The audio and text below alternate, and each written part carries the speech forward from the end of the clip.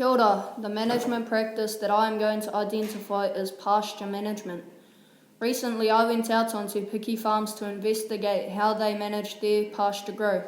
The four main practices that I will identify are grazing residuals, weed control and fertilizer application, and seedbed preparation. Grazing residuals is the amount of grass that has been left behind after grazing. The optimum grazing residual is 1500 kg of dry matter. By achieving the right grazing residual, Te Piki Farms promotes good tillage and high nutritional pastures. By rotational grazing, Te Piki Farms is able to control and achieve the correct grazing residual. Here we have evidence of a farmer using grazing residual practices. He portions sections of his paddocks by making a break. The farmer will allocate enough dry matter to feed his livestock. He ensures that livestock chew down the dry matter before he gives them another break. This is a plate meter that measures the dry matter of pasture. It is a farm management tool used to measure pasture. The benefits of using a plate meter are identifying average pasture cover, collecting data, and targeting consistent pasture heights.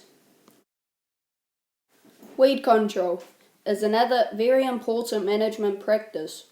By removing weeds, you will be able to maximize new pasture.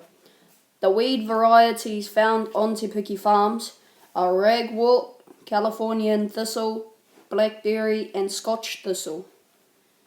They control their weeds by spraying using a knapsack or grazing and mowing their pastures. By controlling their weeds, they allow maximum growth for new pasture. Fertilizer application is an important management practice.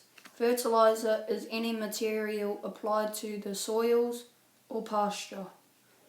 The two types of fertilizer applied on Te Piki Farms are superphosphate, which is an annual dressing, and nitrogen, which is applied in a form of urea at 40 kg per hectare.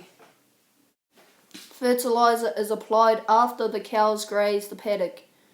This helps boost pasture production.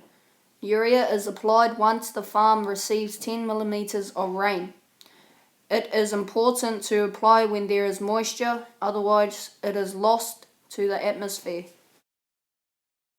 Finally, the last management practice is seed bedding preparation.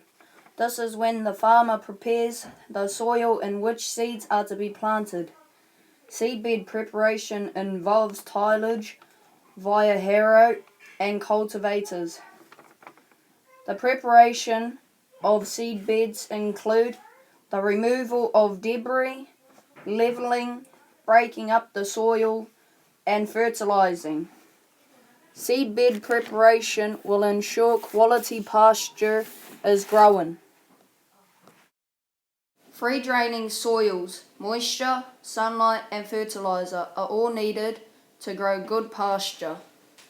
I believe grazing residual is the most important management practice because if the right pasture covers are not achieved, it will negatively impact on the quantity and quality of the pasture. Once the tiller has passed the 3-leaf stage, the nutritional value of the pasture decreases. Therefore, the livestock would need to eat more of the older pasture to gain the same energy levels as they would from the pasture that is at the 3-leaf tiller stage. Grazing pasture down to 1500 of dry matter will increase the quantity of dry matter over the pasture's lifespan.